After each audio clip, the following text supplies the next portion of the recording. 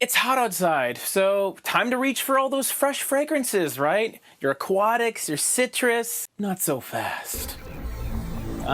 James is here to rant a bit. Frag rant, a fragrance rant on the channel J-ROYL. Although most things on this channel is my opinion and it's opinion based, this one is especially the case. I'm a peculiar guy in a lot of ways. But I think the most peculiar thing, objectively speaking, is the fact that I own hundreds of fragrances. Bottles, too, not little vials and decants. Got a lot of bottles. I have so many bottles that I've been forced to group them into little categories, little groupings of fragrances that just keeps things more organized when I'm trying to decide what to wear. And there's many ways of doing this. You can organize them by the level of formality, so casual fragrances and the more formal ones. Day fragrances versus night fragrances. In fact, I did an entire video on categorizing and compartmentalizing your fragrances, which is up in the cards if you want to check that out later on. But specifically, what I wanted to address today was limiting your fragrance usage based on the temperature or the seasons, the time of the year. A fragrance reviewer like myself will explain a fragrance and say, okay, this is a good fragrance for the summer or the winter, mainly because certain fragrances just seem to work better under certain temperatures. For example, in the summertime, what do you think of when you think of heat?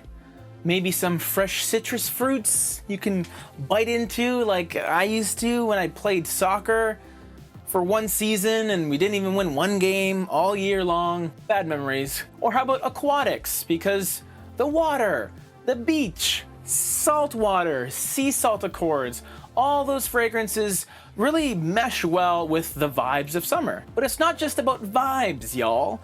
There's a reason that fresh fragrances aren't overly sweet.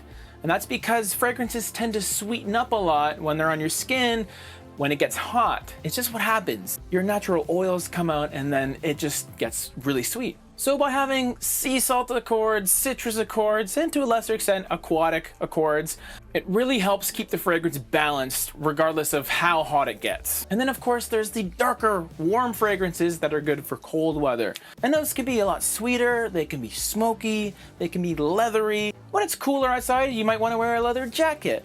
You might want to gather around the fireplace, and that's the smoke and all that. So again, there's the vibe thing. But just like the fresh fragrances, it's not just about vibe. A lot of these smoky, sweet, rich fragrances, they tend to be a lot stronger. And that helps you because it pushes the fragrance out in the cold. Cold can sometimes suppress your fragrance because you're not sweating, you're not letting the fragrance evaporate off of you and project. It just kind of stays in a bubble around you.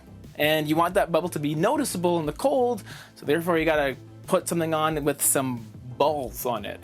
And all that sounds great, right? Sounds totally reasonable. But this is fragrant, so it can't be all hunky-dory, right? When you start putting limitations on your fragrance in regards to when you can wear them, you begin to strip away your own creativity. If you limit your fresh fragrances for summer and your sweeter, darker fragrances to winter, that means you can only use half of your fragrance for half of the year. A big part of wearing fragrances is expressing yourself creatively.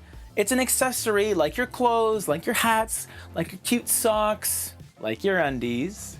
So why not switch it up a little bit? I just came back from ziplining today in Port Vila, Vanuatu, and the heat was sweltering. It was disgustingly hot. But guess what I wore? I wore a Tom Ford Amber Absolute clone. How did I do it? Simple. One spray to the back of the neck. That's it. It's all you need with this fragrance in the cold, let alone the warm weather. But I also knew that I was going to be ziplining, and I knew that I'd be in the bush, in the jungle, with a bunch of trees and all kinds of smells happening, and I knew the harnesses we were going to wear probably weren't washed regularly, so there might be a bit of a musk there. So it all kind of complemented each other. And that was seriously part of my consideration process, because I'm not going to wear this on the beach necessarily, but in that environment, it worked really well. And if I just stuck to my own professional wisdom, this is strictly a December fragrance in Canada, yet I wore it in the South Pacific.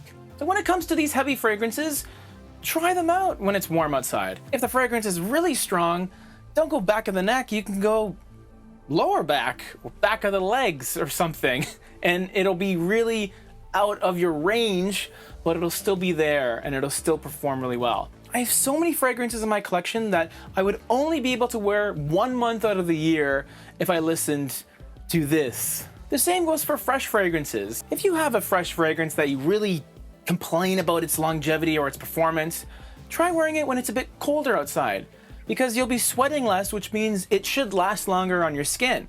Maybe it won't project as heavy, but it'll have better longevity. Why not wear a freshie when it's cold outside?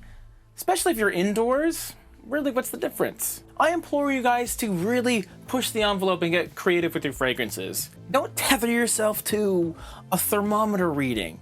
Get creative, but do so with caution, because you don't want to offend anybody unless you do then. If you want to check out my video on categorization and compartmentalizing your fragrance collection, has a nice ring to it, it's right there. And just like all my videos, this is just my opinion. You can get your own.